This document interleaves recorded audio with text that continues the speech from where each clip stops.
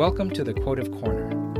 Today's quote starts in familiar territory, and then takes a sharp turn that most people don't see coming. That turn is where the real conversation lives. Every form of addiction is bad, no matter whether the narcotic be alcohol, morphine, or idealism. That's Gustav Jung from his memoir, Memories, Dreams, Reflections, published in 1962, the year after his death. Jung was a Swiss psychiatrist and psychoanalyst who founded analytical psychology, developed the concepts of the collective unconscious, archetypes and psychological types, and spent his career mapping the interior landscape of the human mind with a depth and originality that continues to influence psychology, philosophy, literature, and culture more than 60 years after his death. He was a student and close collaborator of Sigmund Freud before a significant theoretical and personal split sent them in separate directions. Now, the quote. The first two items on Jung's list, alcohol and morphine, aren't really controversial. Nobody argues with the idea that substance addiction is destructive. We understand the mechanism. The substance produces a feeling. The feeling becomes necessary. The pursuit of the feeling overrides everything else. Relationships, health, judgment, identity. The person increasingly organizes their life around the need rather than the life itself. We recognize this pattern. We have names for it, treatment programs for it, cultural narratives about it. And then Jung adds, idealism. And that's where the quote stops being comfortable. Because idealism isn't a substance. It's a belief system, a moral orientation, a commitment to making the world better than you found it. We don't typically think of it as something that can operate like a narcotic. In fact, we tend to celebrate it. We call idealists visionaries, reformers, change-makers. We contrast them favorably with cynics and pragmatists. Idealism in popular culture is almost unambiguously good. Jung is saying, look more carefully. The mechanism of addiction, in psychological terms, isn't about the specific substance. It's about the relationship between the person and the thing they're reaching for. The compulsive quality of the reaching, the inability to tolerate the absence of the feeling it produces, the way it begins to organize and eventually override everything else. And Jung observed, with characteristic unflinching honesty, that idealism can produce exactly that pattern. Think about what idealism, at its most intoxicating, provides. It gives you certainty in an uncertain world. It provides identity.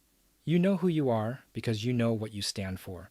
It supplies a clear line between the righteous and the wrong, which is enormously satisfying in a world where most things are complicated. It offers community with people who share your convictions. And it produces a sustained sense of moral purpose that can feel, genuinely, like a high. The clarity, the energy, the sense of being on the right side of history. None of that sounds bad, and at moderate examined levels, it isn't. Principled commitment to improving the world is not the problem Jung is diagnosing. The problem is what happens when the idealism becomes compulsive, when the certainty stops being a tool for navigating complexity and becomes a substitute for engaging with it, when the moral clarity hardens into dogma that can no longer be questioned without existential threat, when the community of shared belief becomes an echo chamber that punishes doubt, when the commitment to the cause begins to justify behavior that the original values would have condemned, because the ends have quietly overtaken the means, and the person has lost the ability to see the contradiction. History has demonstrated this pattern with enough regularity to take it seriously.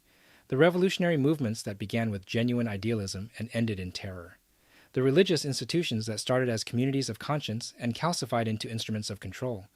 The political crusades that set out to liberate people and arrived, through the compulsive logic of the cause, at their oppression. In a previous episode, we examined how Montesquieu warned us that the greatest tyranny operates under the shield of law and justice. And the most dangerous version of that tyranny is often the one that started with completely sincere idealism and simply never stopped to examine itself. We also discussed Solzhenitsyn and his lived experience of exactly this dynamic, a Soviet system built on genuine idealist principles that produced one of the most comprehensive systems of oppression in human history. He wasn't arguing against the underlying values. He was arguing against the addiction to them, the inability of the system to tolerate any deviation from the ideology, any examination of its own contradictions, any honest accounting of the gap between its principles and its practice. This connects directly to what Robert Frost described as the hallmark of the educated mind: the ability to listen to almost anything without losing your temper or your self-confidence. The ideologically addicted person cannot do this. Opposing ideas are not just wrong, they're threatening. They produce the same anxiety that a craving produces when it can't be satisfied. And the response is the same: eliminate the discomfort rather than examine it. Jung spent his career studying the shadow, the parts of the psyche that the conscious mind refuses to acknowledge. One of his central observations was that whatever we refuse to see in ourselves tends to drive us from below, outside our awareness. The person who is genuinely self-aware can hold their values with conviction and with humility simultaneously. The person in the grip of ideological addiction holds their values with conviction and cannot afford humility, because humility would require them to look at things they've organized their identity around not seeing. Tolstoy gave us the observation that everyone thinks of changing the world, but no one thinks of changing himself.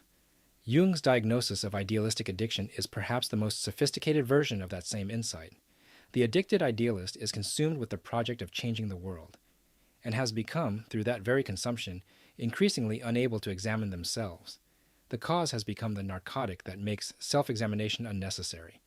And unnecessary things, over time, become impossible. Now, the honest counterpoint, because this show earns nothing without it. Jung is not making an argument against having convictions. He is not saying idealism is inherently bad, or that moral commitment is a trap, or that the cynical pragmatist who stands for nothing is somehow healthier than the person who stands for something. That would be a serious misreading. The quote says, "Every form of addiction is bad, not every form of belief." The addiction is the compulsive, unexamined, identity-fusing version. Principled conviction that remains open to examination, that can tolerate doubt, that can distinguish between the value and the ideology built around it. That's not what Jung is diagnosing. The question worth thinking about is simply, can you examine it? Can you hold your most deeply held beliefs up to honest scrutiny without the scrutiny feeling like a personal attack? Can you hear a serious challenge to something you care about without needing to immediately destroy the challenge? Can you be wrong about something important and survive it? If yes, you have conviction. If the honest answer is no, Jung is worth taking seriously. Thanks for spending a few minutes here at the Quotive Corner.